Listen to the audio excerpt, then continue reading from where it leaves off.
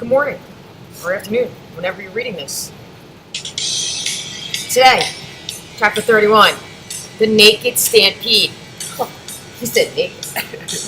Today's guest reader, besides Miss Lucci, would be BAM! Which works perfectly when the bomb drops, people go, BAM! Alright, so I'm going to start, and BAM's going to fill in with the quotes. Songs You Dropped the Bomb on Me. Ready? Okay. Say hi, Bam. Hi. Bam. Hello there. Hi. Oh, he's got a deep voice. All right. The POWs knew something big had happened. Guards paced around with stricken faces. Civilians walked past camps, eyes dazed and hands in fists. A civilian told the POWs that one American bomb had destroyed an entire city. He used a word that sounded like Atomic. the word was unfamiliar, and no one knew how one bomb could wipe out a city. At Amori, the shaken Japanese commander gathered the POWs. One plane came, He said, and and the whole city disappeared. oh my gosh. He asked if anyone knew what weapon could be such a thing. No one had an answer. On August 9th, the city of Nagasaki, like Hiroshima, disappeared. Uneasy days passed. Everything in Natusa remained the same, and the POWs were still sent to labor in the war production factories. Clearly, something monumental had happened, but Japan hadn't given in. The POWs' time had all been run out. It was nearly mid. Oh boy, look, Miss Bam, you missed out some of it. It's okay. Bam will finish that out for you. Alright, that whole thing? No, yeah, go ahead, finish that whole Alright. thing. Mid-August, and the kill-all policy loomed.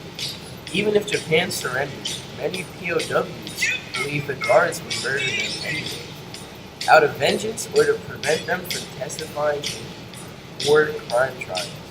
With officials talking about taking them to a new camp, the POWs believed the Japanese planned to murder them in the mountains, where no one would ever find them. Oh my goodness. Want me to go? Alright. Louis lingered in his bunk, fading praying in nightmares. I hate nightmares. I have them all the time about Block. What'd you say, Bam? Yeah, that Block. He and the bird fought with death matches, the bird trying to beat him to death. Louis trying to strangle the sergeant. He'd been staying as far as he could from the bird, but the sergeant always hunted him down. Then abruptly the violence stopped. The bird was gone. Look at his hairy chest, man. He's got a chest like that. That's kind of difficult. The bird was gone. The guard said he was in the mountains preparing the new camp. The August 22 Killa Day was 1 week away. On August 15th, Louis woke gravely ill. He was having 20 blood vessel movements a day. You know what that is? Nah, what is that? It's like diarrhea. Yeah. That's disgusting. Uh-huh. In 1 month, he lost 13 pounds from a frame already dangerously big. His legs were strangely swollen. He'd seen too many men die to be ignorant of what this meant. Potentially fatal, whatever that is. For Barry. For Barry. Yeah. Was setting in. In the morning, Louis, I know you can't read that, but we can. Louis crept from the barracks with the bird away. It was safer to walk in the open. He saw gentle Agawa, the potato field overseer, one of the few Japanese he didn't fear. But when he saw Louis, Agawa yanked out his club and struck him in the face. Like that, Bam. You're supposed to say ouch. Ouch. Louis reeled in astonishment, his cheek bleeding. A few minutes later. How many? A few minutes. Okay. The compound was suddenly eerily silent. The Japanese were all gone. In the factories, the POWs realized they were alone. The guards had left. Oh, my son. Frank Tinker walked through the deserted Nakatusha compound, passing the guard room. He glanced inside. There were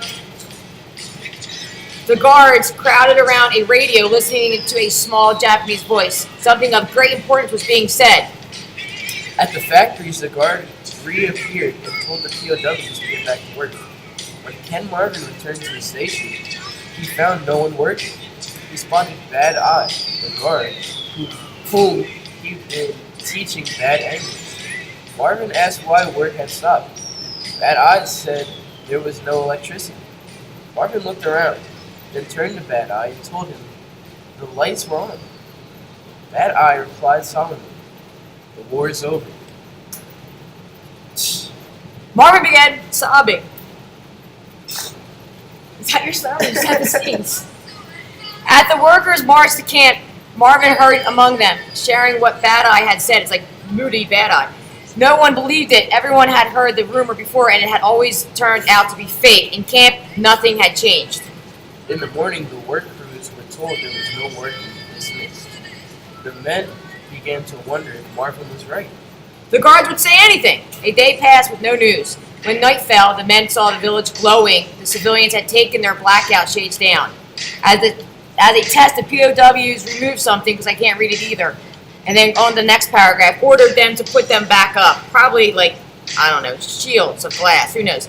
If the war really had ended, the guards were hiding it from the POWs. The kill-all date was still 5 days away. Oh my God, they're all going to die. The next day, Louis was sick and sick. He'd been vomiting for 2 days. He crawled sad in his diary. Looked like skeleton. Feel weak. The bird reappeared. Louis saw him outside. He watched the sergeant's back as he stepped into his office and closed the door. On the 17th of August, at Rakaroshi Bakamushi. POW camp on the frigid summit of a Japanese mountain, a telephone rang. Phil, Fred, Garrett, and the other Rakusushi POWs were shivering through the summer. The guards had nailed the barracks door shut. In this remote, deathly quiet camp, the telephone hardly ever rang, and the POWs noticed it. A few minutes later, the Japanese commander hurried down the mountain. All summer, the Rakusushi prisoners had been racked with tension because they're going to die. And then, if you read the rest of this paragraph, what happens, man? Like right here. Like right here. Alright. Oh, the war is over. So they don't die. Read that on your own. Because we're done. Right, Bam? We're done? Yeah. Alright, so Louis is going to survive. And but when he goes home, he's going to have total PTSD.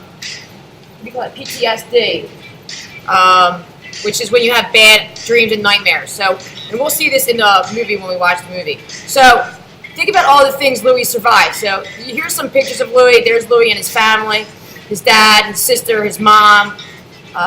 There's Louis and his wife. He marries Cynthia, who he met right after the war. There's Phil. Yep, that boy Phil. Remember, he crashed with Phil on the plane. There's Cynthia's wife, Phil's wife.